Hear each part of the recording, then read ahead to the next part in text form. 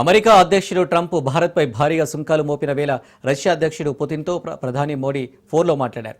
తాజా పరిణామాలపై ఇరువురు నాయకులు చర్చించారు. ఉక్రెయిన్తో యుద్ధంపై తాజా పరిణామాలను పుతిన్ వివరించగా శాంతియుతంగా పరిష్కరించుకోవాలని ప్రధాని సూచించారు. భారత్ శాంతి వైపు ఉందన్న వైఖరిని మోడీ పునరుద్ఘాటించారు. ఇదే సమయంలో రష్యాతో వ్యూహాత్మక భాగస్వామ్యాన్ని మరింత బలోపేతం చేయాలని నిర్ణయం తీసుకున్నారు. రష్యా అధ్యక్షుడు పుతిన్తో ఫలప్రదమైన సంభాషణ జరిగిందని ప్రధాని మోడీ ఎక్స్లో పోస్టు చేశారు. ద్వైపాక్షిక సంబంధాలతో పురోగతిపై సమీక్ష జరిపామని తెలిపారు. ఈ ఏడాది చివరిలో పుతిన్కు ఆతిథ్యం ఇచ్చేందుకు ఎదురు చూస్తున్నానని రాసుకొచ్చారు. ఇప్పటికే బ్రెజిల్ అధ్యక్షుడు లూలా డా సిల్వా ప్రధాని మోడీ ఫోన్లో మాట్లాడుకున్నారు. ఇరు దేశాలపై అమెరికా 50% సుంకాలు విధించడంతో ఇరు దేశాధినేతలు ఏం మాట్లాడుకున్నారన్న దానిపై ఆసక్తి నెలకొంది.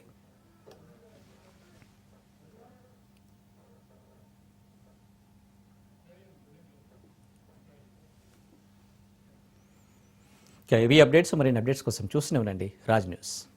మహబూబాబాద్ జిల్లా మర్రిపేటలోని ఓ ప్రైవేటు ఆసుపత్రి ముందు ఉద్రిక్తత చోటు చేసుకుంది. మండలంలోని ఉల్లేపల్లి గ్రామానికి చెందిన చిన్నారి మణిదీప ఇంట్లో మందులు మింగి అస్వస్థతకు గురైంది. దీంతో చిన్నారిని కుటుంబ సభ్యులు హుటాహుటిన మండలంలోని ప్రైవేట్ ఆసుపత్రికి తరలించారు. ఆర్ఎంపీ డాక్టర్ ఇంజెక్షన్ విషమించడంతోనే ఖమ్మం ఆసుపత్రికి తరలించామన్నారు. ఖమ్మం ఆసుపత్రికి తరలిస్తుండగా చిన్నారి మృతి చెందింది. అయితే ఆర్ఎంపీ వైద్యం వికటించడంతోనే చిన్నారి మృతి చెందిందని, ఆయనపై చర్యలు తీసుకోవాలని వరంగల్ ప్రధాన రహదారిపై బైఠాయించారు. ఘటనపై పోలీసులు సమాచారం అందుకున్న పోలీసులు ఆందోళనను విరమింపజేసి కేసు నమోదు చేసుకున్నారు.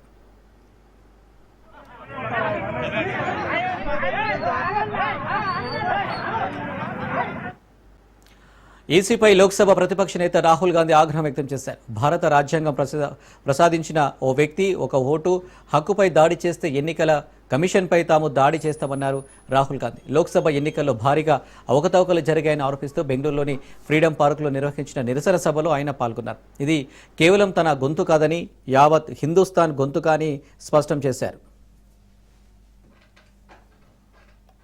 अगर आप सोच रहे हो कि आप इस पर आक्रमण करके बचोगे तो फिर से सोचो. टाइम लगेगा मगर हम आपको पकड़ेंगे, एक करके पकड़ेंगे. मेरी बात याद रखना, क्योंकि आप अगर इस पर हमला करोगे तो हम आप पर हमला करेंगे. ये हिंदुस्तान की आवाज है. याद रखिए, नरेंद्र मोदी 25 सीट की मार्जिन से प्रधानमंत्री हैं. एक सीट हमने दिखा दी कि चोरी हुई है. 25 सीट वो 35,000 या कम वोटों से जीते हैं.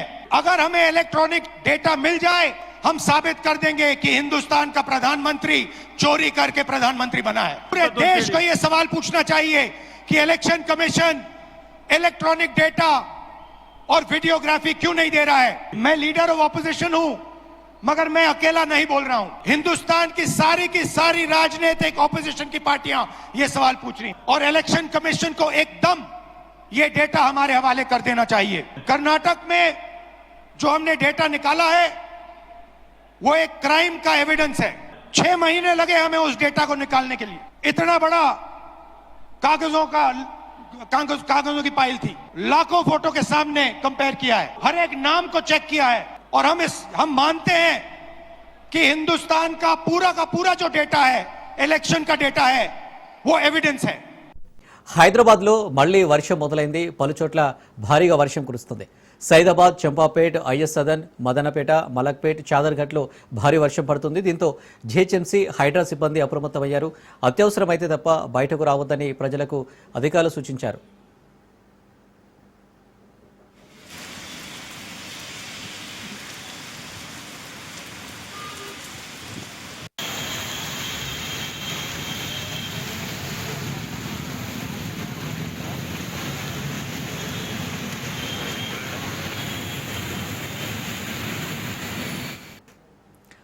హైదరాబాద్లో మళ్లీ వర్షం మొదలైంది. పలుచోట్ల భారీగా వర్షం కురుస్తుంది. సైదాబాద్, చంపాపేట్, ఐఎస్ సదన్, మదనపేట, మలక్పేట్, చాదర్ఘాట్లో భారీ వర్షం పడుతుంది. దీంతో జిహెచ్ఎంసీ, హైడ్రా సిబ్బంది అప్రమత్తమయ్యారు. అత్యవసరమైతే తప్ప బయటకు రావద్దని ప్రజలకు అధికారులు సూచించారు.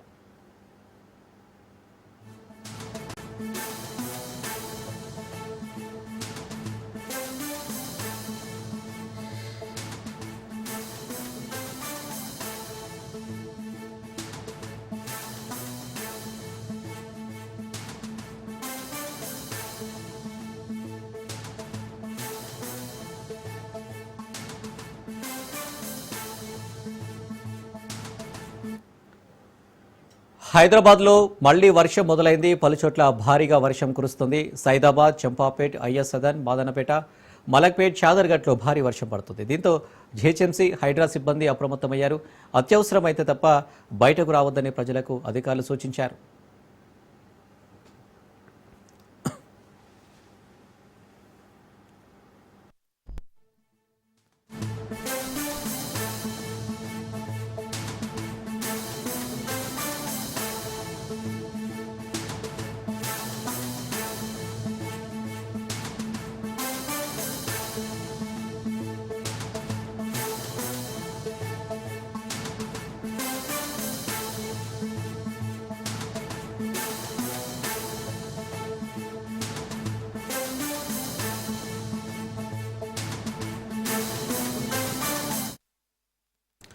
హైదరాబాద్లో సమస్యలపై సీఎం రేవంత్ కీలక సమీక్ష సమావేశం నిర్వహించారు. వర్షాలతో తలెత్తుతున్న ఇబ్బందులపై అధికారులతో చర్చించారు. నిన్నటి వర్షాలకు ఎదురైన ఇబ్బందులు తెలుసుకున్నారు సీఎం రేవంత్.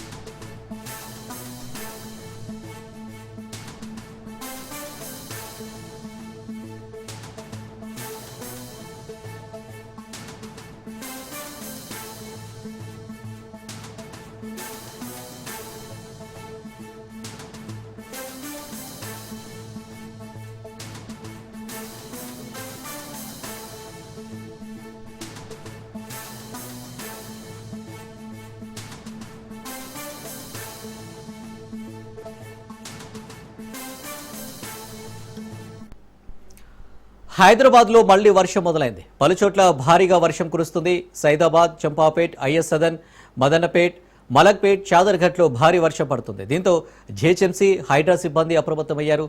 అత్యవసరమైతే తప్ప బయటకు రావద్దని ప్రజలకు అధికారులు సూచించారు.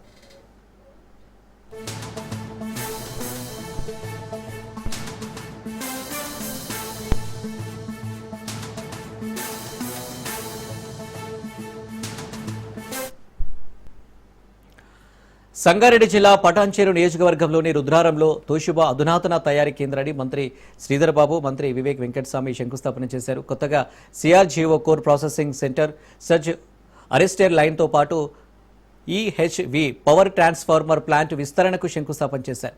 562 కోట్ల పెట్టుబడిలో భాగంగా కొత్తగా తయారీ కేంద్రానికి రూపకల్పన చేశారు.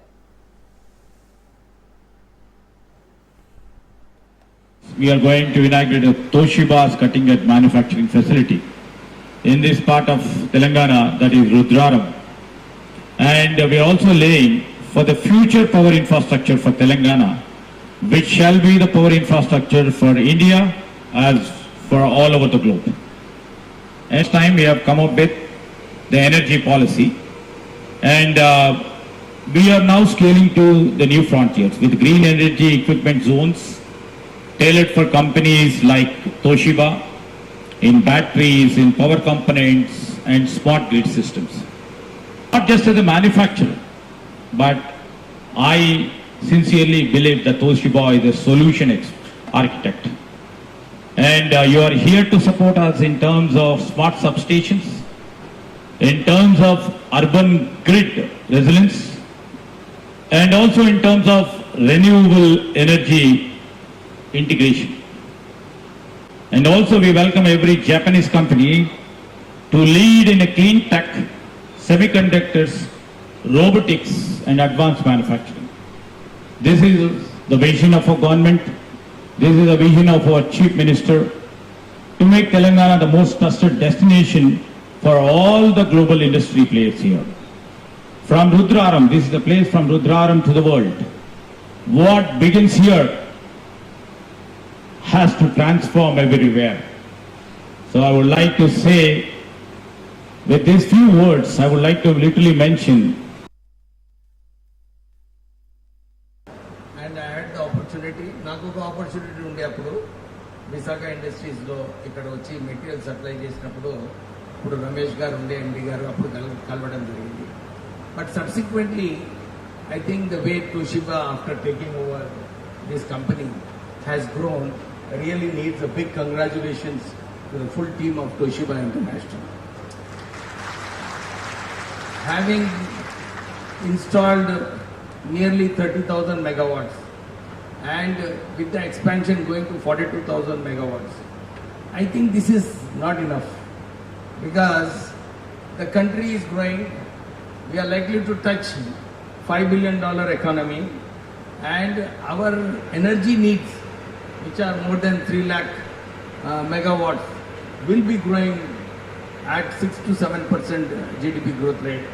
So Toshiba needs to put more such plants in Telangana so that we can also grow and Toshiba grows more.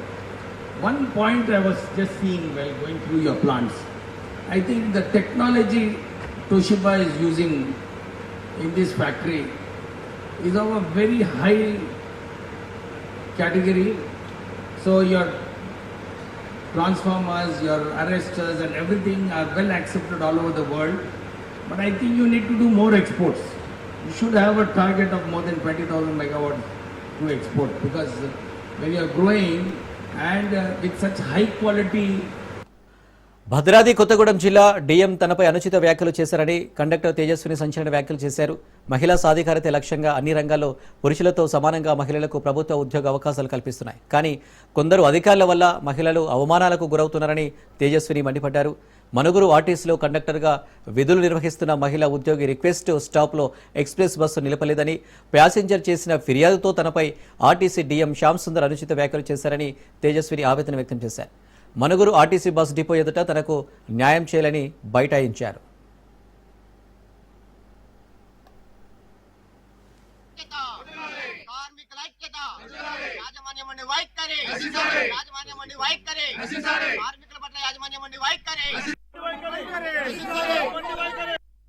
Depot manager Manuguru మాట్లాడుతున్నాడు.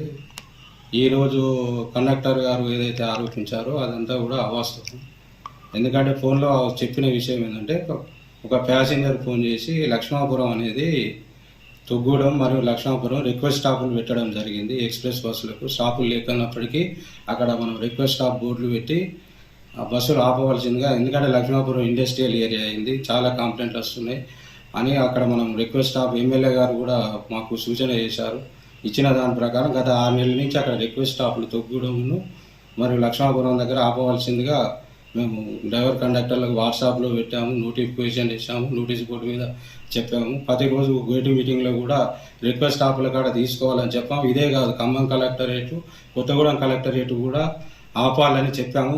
కానీ మా వాళ్ళు ఆపడం లేదని తరచు ఫిర్యాదులు నాకు వస్తున్నాయి. కలెక్టర్ ఆదేశాల ప్రకారం అవి కూడా బస్ స్టాపులు లేనప్పటికీ ఎక్స్ప్రెస్కు అక్కడ ప్రజావాణి కార్యక్రమం సోమవారం నిర్వర్తిస్తున్నారు. అంతేకాదు కలెక్టర్ ఆఫీస్ నుండి ఎంప్లాయీస్ వాళ్ళు కూడా నుంచి కూడా తరచు ఇబ్బందులు మన ఫిర్యాదులు వస్తున్నాయి. దాంతో ఈ 4 స్టాపులు కూడా ఖమ్మం రూట్ లోపల అవి ఫేర్ స్టాపులు కాకున్నప్పటికీ ముందు స్టాప్కు టికెట్ కొట్టి అక్కడ దించవలసిందిగా డ్రైవర్ కండక్టర్ అందరికీ కూడా చెప్పడం జరిగింది. మీరు ఖచ్చితంగా బస్ ఆపి ప్రయాణికులకు చెప్పవలసిన బాధ్యత మీదే. ఆపాలి, దించాలి, మన ఉద్యోగమే అదమ్మా. ప్రయాణికులు ఎక్కించుకోవడం, ప్రయాణికులను దించడం అనేది మన ఉద్యోగము. ఆ ఉద్యోగం సక్రమంగా చేయాలమ్మా. లేదంటే నిన్న మనకు 7.5 రూట్ల ఒక ఆదివాసి అమ్మాయిని ఒక కండక్టర్, మహిళా కండక్టరు 2 కిలోమీటర్ల దూరం తీసుకెళ్లి ఆపివేయడం జరిగింది. దానివల్ల ఇప్పుడు మన ఉద్యోగాలకే పెనుముప్పుగా మారింది. వారంతా కూడా ఇప్పుడు కండక్టర్ మీద ఏం చర్య తీసుకున్నామని అడుగుతున్నారు. అలాంటి పరిస్థితులు తెచ్చుకోవద్దమ్మా, మన ఉద్యోగాలు మనం కాపాడుకోవాలి అని చెప్పడం తప్ప ఉద్యోగం ఇస్తాము, ఉద్యోగం తీసేసేది మాకుండదు, ఉద్యోగం పెట్టించేది మాకుండదు. ఆయా క్వాలిఫికేషన్స్ ప్రకారం ఉద్యోగానికి వస్తారు, ఆయా తప్పిదాల ప్రకారం ఉద్యోగాలు తొలగిపోతాయి. అంతే తప్ప ఇక్కడ నిర్దాక్షిణ్యంగా ఉద్యోగాలు తీసేది ఉండదు ఆర్టీసీలో. పేరు తోకల తేజస్విని. నేను మనుగూరు డిపోలో కండక్టర్గా చేస్తున్నాను. బెడ్ విన్నర్ స్కీమ్ కింద మా నాన్నగారి యొక్క జాబు నాకు ఇవ్వడం జరిగింది. 2017లో మా నాన్నగారు చనిపోయారు. ఆ ఉద్యోగం నాకు ఇప్పుడు ఇవ్వడం జరిగింది. అయితే ఈరోజు నేను ఖమ్మం మనుగూరు టు ఖమ్మం డ్యూటీ ఈకే R1 డ్యూటీకి వెళ్ళాను, 4479 డ్యూటీకి. అయితే ఒక ప్యాసింజరు డిపోలో అక్కడ బస్ స్టాండ్లో ఎక్కడం జరిగింది. ఆయన లక్ష్మీపురంలో ఆపమని చెప్పారు. లక్ష్మీపురంలో స్టేజ్ లేదని తనతో చెప్పాను. అలాగే రిక్వెస్ట్ స్టాప్ ఉందని కూడా నాకు తెలియదు. నేను కొత్తగా జాయిన్ అయ్యాను కాబట్టి రిక్వెస్ట్ స్టాప్లు ఎక్కడ ఉంటాయో కూడా నాకు తెలియక నేను ఇవ్వను అనేసి చెప్పాను. టికెట్ అయితే ఇష్యూ చేయలేదు. ఆ ప్యాసింజర్ దగ్గర నుంచి నేను ₹1 కూడా తీసుకోలేదు. అంతలోపల ఆయన ఏం చేశారంటే నా మీద నా యొక్క డ్రైవరు నరేష్ బాబాయ్ ఆయన మీద కూడా ఇద్దరిని తిట్టేసి తన నోటికి వచ్చినట్టు తిట్టేసేసి డిఎం సార్కి ఫోన్ చేశాడు. ప్యాసింజర్ ఫోన్ చేసి జరిగింది, వీళ్ళు రిక్వెస్ట్ ఆపమంటే ఆపట్లేదు డ్రైవర్ గారు కండక్టర్ గారు అనేసి చెప్తే డిఎం సారు ఫోన్ పెట్టేసి మళ్ళీ నాకు ఫోన్ చేయమని చెప్పి అశ్వాపురం రాకముందే నేను డిఎం సార్కి ఫోన్ చేస్తే డిఎం సారు ఫస్ట్ నేను చెప్పేది వినిపించుకోకుండా ఆయన ఇష్టం వచ్చినట్లు మాట్లాడడం జరిగింది. నువ్వెంత, నీ బతికెంత, నేను తలుచుకుంటే ఇప్పుడు ఉద్యోగం పీకేయగలను, నా వల్లే నీకు ఉద్యోగం. ఎన్టీఆర్ జిల్లా నందిగామలో మాజీ సీఎం వైఎస్ రాజశేఖర రెడ్డి చిత్రపటాన్ని తొలగించిన ప్రాంతాన్ని ఆ జిల్లా అధ్యక్షుడు దేవినేని అవినాష్, మాజీ ఎమ్మెల్యే జగన్మోహన్ రావు పరిశీలించారు. కోర్టు దృష్టిలో ఉన్న రాజశేఖర రెడ్డి విగ్రహాన్ని అర్ధరాత్రి ముసుగులు వేసుకుని దొంగలాగా తొలగించడం దుర్మార్గమన్నారు. ఎంపీ కేశినేని శివనాథ్, ఎమ్మెల్యే తంగిరాల సౌమ్య మధ్య లిక్కర్, ఇసుక వాటాల కోసం కొట్టుకునే పరిస్థితి ఏర్పడిందని ఎద్దేవా చేశారు. ఇచ్చిన సంక్షేమ పథకాలను సక్రమంగా అమలు చేయలేని కూటమి ప్రభుత్వం ప్రజలను తప్పుదోవ పట్టిస్తుందన్నారు. ఉమ్మడి రాష్ట్ర ప్రజలకు అభివృద్ధి, సంక్షేమాన్ని అందించిన గొప్ప వ్యక్తి రాజశేఖర రెడ్డి అని అవినాష్ అన్నారు.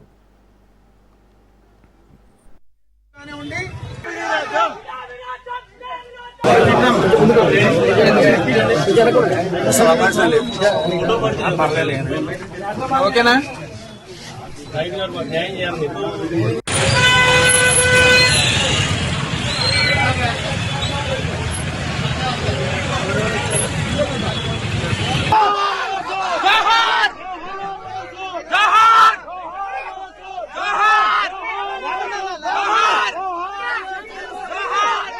సంక్షేమ అభివృద్ధి కార్యక్రమాలతో నందిగామ నియోజకవర్గంలో కార్యక్రమాలు చేస్తే దొంగల్లాగా ఈరోజు తప్పుడు కేసులు కానివ్వండి,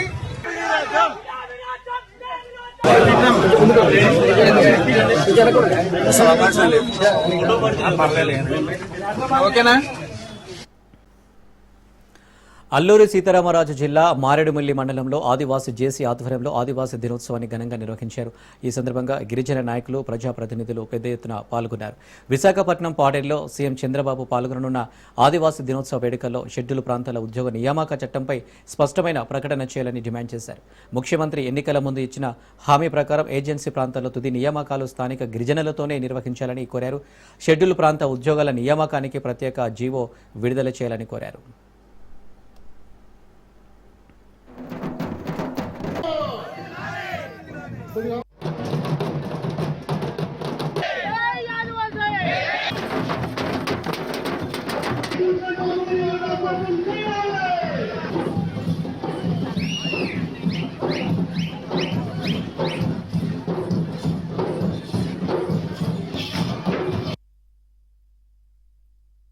ఆంధ్రప్రదేశ్ ఆదివాసీ జేఏసీ పక్షాన ఈ రోజు మారేడుమిల్లిలో జరుగుతున్నటువంటి కార్యక్రమంలో ఈ వేదిక ద్వారా రాష్ట్ర గౌరవ ముఖ్యమంత్రి వర్యులకి మేము విన్నవించుకోదలుచుకున్నది ఏంటంటే, ఈ రోజు ఆదివాసులంతా జీవో 3ని సుప్రీంకోర్టుకు వేసిన తర్వాత ఒక అభద్రత భావంలోకి నెట్టివేయబడ్డారు. కాబట్టి ఏదైతే స్వర్గీయ ఎన్టీ రామారావు గారి కలల నుండి పుట్టినటువంటి ఒక జీవో నెంబర్ 275 నుండి జీవో నెంబర్ 3 రూపాంతరం చెందింది.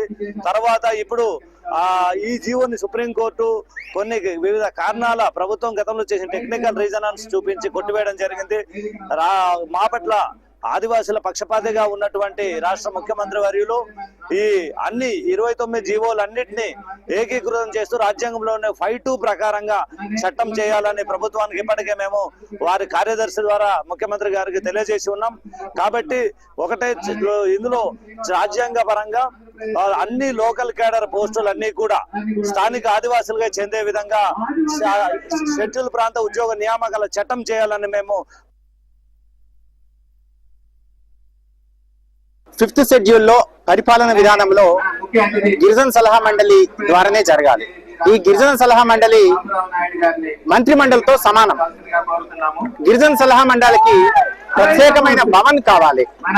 అలాగే మంత్రి మండలి ఏ విధంగా ప్రమాణ స్వీకారం చేస్తుందో ఆ విధంగా ప్రమాణ స్వీకారం చేసి పరిపాలన చేయవలసిన బాధ్యత ప్రభుత్వం పైన ఉన్నది. కానీ ఇప్పటి వరకు ఆ విధంగా రాష్ట్ర ప్రభుత్వం చేయట్లేదు. మరి భవిష్యత్తులో చేయాలని చెప్పేసి మేము డిమాండ్ చేస్తా ఉన్నాం. ఇక హైదరాబాద్లో సమస్యలపై సీఎం రేవంత్ కీలక సమీక్ష సమావేశం నిర్వహించారు. వర్షాలతో తలెత్తుతున్న ఇబ్బందులపై అధికారులతో చర్చించారు. నిన్నటి వర్షాలకు ఎదురైన ఇబ్బందులు తెలుసుకున్నారు సీఎం రేవంత్. వరద ప్రవాహానికి అడ్డంకుల వల్లే సమస్యలని తెలిపారు అధికారులు. వరద నీటి సమస్యకు శాశ్వత పరిష్కారం చూపాలన్నారు. మూసీలోకి వరద చేరేలా ప్రణాళికలు సిద్ధం చేయాలన్నారు. అన్ని చెరువులు నాలాలను మూసీకి అనుసంధానం చేయాలన్నారు సీఎం. వేగంగా చెరువుల పునరుద్ధరణ పూర్తి చేయాలని, మూసీ పునర్జీవనమే వరద సమస్యకు శాశ్వత పరిష్కారం అన్నారు. ఆ దిశగా ప్రణాళికలు రూపొందించాలన్నారు సీఎం రేవంత్.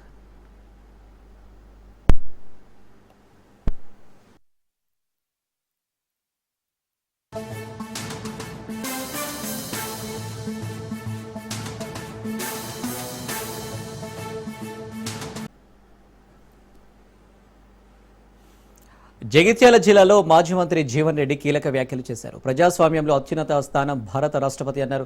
తెలంగాణలో ఓబీసీలకు అమలవుతున్న 29% కాకుండా 42% రిజర్వేషన్ అమలు చేసేందుకు శాసనసభలో బిల్లు ఆమోదం తెలిపి గవర్నర్కు నివేదిస్తే గవర్నర్ రాష్ట్రపతికి పంపి 4 నెలలు గడుస్తుందన్నారు. స్థానిక సంస్థల ఎన్నికల నిర్వహణ జాప్యంతో కేంద్రం నుంచి వచ్చే 1500 కోట్లు నష్టపోయే ప్రమాదం ఉంది అని ఘాటు వ్యాఖ్యలు చేశారు. భారత రాష్ట్రపతి సమయం ఇయ్యక తెలంగాణ రాష్ట్ర ప్రభుత్వం అంటే మొత్తం తెలంగాణ ప్రజానికైనా గౌరవపరిచినట్టు అను తెలంగాణ రాష్ట్ర ప్రజానికానికి సంబంధించిన సామాజిక న్యాయం కల్పనలో భాగంగా ఒక విజ్ఞప్తికి డెలిగేషన్ అనుమతి కొట్టి ఇయ్యరు అంటే ఇంతకన్నా మోస్ట్ అన్డెమోక్రటిక్. అసలు తెలంగాణ రాష్ట్రం అనేది ఈ భారత ప్రజాస్వామ్యంలో భారతదేశంలో ఇది ఒక భాగం అవునా కాదా? దానికి భారతీయ జనతా పార్టీ మీరు ఆ ముస్లింలను తీసేయండి. అసలు ముస్లింలను కొత్తగా కలిపింది కూడా చెప్పండి. దయచేసి ముస్లింలకు ఏదైతుందో సామాజిక వెనుకబాటుతనానికి గురవుతున్నటువంటి వర్గాలకు ఏదైతే 4% రిజర్వేషన్ కల్పిస్తున్నదో దాన్ని సుప్రీంకోర్టు ఏదైతున్నదో రక్షణ దాన్ని ఏదైతుందో అనుమతించింది. వీళ్ళు ఇంతవరకు అమల్లో ఉన్నటువంటి యొక్క బీసీ కులాలకు అదనంగా let it be any religion అది ఏ మతమన్నా కానివ్వండి, ఏదైనా కొత్తగా కలిపిండ్రు, ఈ కులం కలిపిండ్రు, ఇందులో మీరు తొలగించండి చెప్పాడు. కొత్త ఏదైనా కలిపినారా? దాంట్లో మతపరమైనటువంటి రిజర్వేషన్ కల్పించేటువంటి అవకాశం లేదు. టోటల్ ప్రపంచమే మన భారత ప్రజాస్వామ్యాన్ని హర్షిస్తుంది. ఇంత గొప్ప ప్రజాస్వామ్యం అనేది బాబాసాహెబ్ బిఆర్ అంబేద్కర్ రూపొందించిన రాజ్యాంగం ఏదైతున్నదో ఇంతకన్నా గొప్ప ప్రజాస్వామ్య వేదిక, ప్రజాస్వామ్య దేశం ఏది లేదు అని చెప్పని హర్షిస్తుంది మొత్తం ప్రపంచం అంతా. మరి అటువంటిది భారత రాష్ట్రపతి ఏదైతుందో ఒక రాష్ట్ర ప్రభుత్వానికి మీరు సమయం ఇవ్వకపోవడానికి ఇంతకంటే దురదృష్టం ఏమైనా ఉంటా? అదే మీరు ఒక డెలిగేషన్ ప్రభుత్వం ఏం విజ్ఞప్తి చేస్తుందో మీరు దాన్ని పరిశీలించండి, కానీ చెప్పుకోవడానికి కూడా అవకాశం లేదా? వరుస సెలవులు రావడంతో హైదరాబాద్లోని జేబీఎస్, ఎంజీబీఎస్ బస్ స్టేషన్లు కిటకిటలాడుతున్నాయి. ఉచిత బస్సు ప్రయాణం వర్తించే ఎక్స్ప్రెస్ల కోసం మహిళలు గంటల తరబడి బస్ స్టేషన్లోనే వేచి చూడాల్సి వస్తుంది.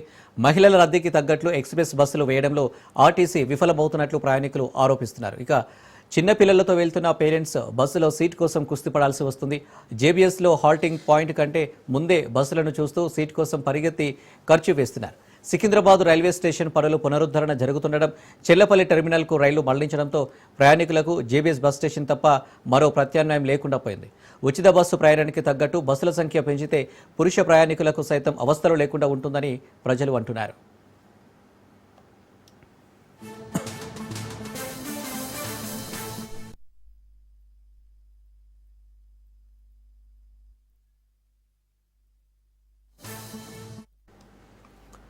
వరుస సెలవులు రావడంతో హైదరాబాద్లోని జేబీఎస్, ఎంజీబీఎస్ బస్ స్టేషన్లు కిటకిటలాడుతున్నాయి. ఉచిత బస్సు ప్రయాణం వర్తించే ఎక్స్ప్రెస్ల కోసం మహిళలు గంటల తరబడి బస్ స్టేషన్లోనే వేచి చూడాల్సి వస్తుంది. మహిళల రద్దీకి తగ్గట్లు ఎక్స్ప్రెస్ బస్సులు వేయడంలో ఆర్టీసీ విఫలమవుతున్నట్లు ప్రయాణికులు ఆరోపిస్తున్నారు. చిన్నపిల్లలతో వెళ్తున్న పేరెంట్స్ బస్సులో సీట్ కోసం కుస్తీ పడాల్సి వస్తుంది. జేబీఎస్లో హాల్టింగ్ పాయింట్ కంటే ముందే బస్సులను చూస్తూ సీట్ కోసం పరిగెత్తి ఖర్చు వేస్తున్నారు. సికింద్రాబాద్ రైల్వే స్టేషన్ పనులు పునరుద్ధరణ జరుగుతుండడం, చెల్లపల్లి టెర్మినల్కు రైళ్లు మళ్లించడంతో ప్రయాణికులకు జేబీఎస్ బస్ స్టేషన్ తప్ప మరో ప్రత్యామ్నాయం లేకుండా పోయింది. ఉచిత బస్సు ప్రయాణానికి తగ్గట్టు బస్సుల సంఖ్య పెంచితే పురుష ప్రయాణికులకు సైతం అవస్థలు లేకుండా ఉంటుందని ప్రజలు అంటున్నారు.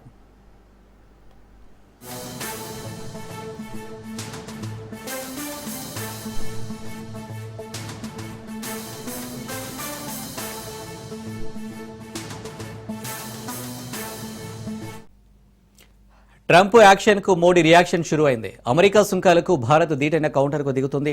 అమెరికా నుంచి ఆయుధాలు కొనుగోలు ప్రక్రియను నిలిపివేసింది. క్షిపణుల కొనుగోలును భారత ప్రభుత్వం నిలిపివేసింది. ఇందులో అమెరికా పర్యటనను రద్దు చేసుకున్నారు రక్షణ శాఖ మంత్రి రాజ్నాథ్ సింగ్. మరిన్ని ధీటైన చర్యలు తీసుకునుంది భారత్. రాజ్నాథ్ సింగ్ వాషింగ్టన్ పర్యటన రద్దుతో అమెరికాకు రక్షణ రంగం అమ్మకాల్లో $3.6 బిలియన్ నష్టం వాటిల్లే అవకాశం ఉంది.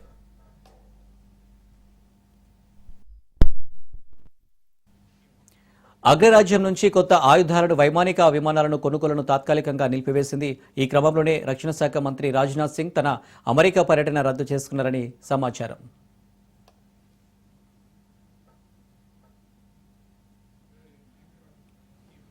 ట్రంప్ రెండో దఫా పాలనలో అమెరికా, భారత్ మధ్య సంబంధాలు దెబ్బతింటున్నాయి. అందుకు ట్రంప్ భారత్పై విధించిన భారీ సుంకాలే కారణం. భారత్ మిత్ర దేశమే అయినా అమెరికాతో వాణిజ్యం అనుకున్నంత సంతృప్తిగా జరగడం లేదని, పైగా రష్యాతో చమురు కొనుగోలు జరుపుతుందంటూ ట్రంప్ గతంలో 25% టారిఫ్ విధించారు. ఆపై ఆగస్టు 6వ తేదీన తాను చెప్పినా వినలేదంటూ మరో 25% సుంకాలు ప్రకటించింది.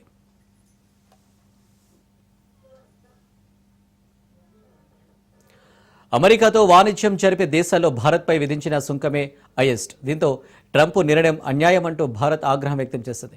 అమెరికా, ఐరోపా దేశాలు తమ దేశాలకు అనుగుణంగా రష్యాతో వాణిజ్యం చేస్తుండటని ప్రముఖంగా లేవనెత్తింది కూడా. అయితే భారత్తో వాణిజ్య చర్చలు ఉండబోవని ట్రంప్ తాజాగా వ్యాఖ్యానించారు. ఈ క్రమంలో ట్రంప్ టారిఫ్ వారుపై తీవ్రంగా స్పందించేందుకు ఇప్పుడు సిద్ధమైంది.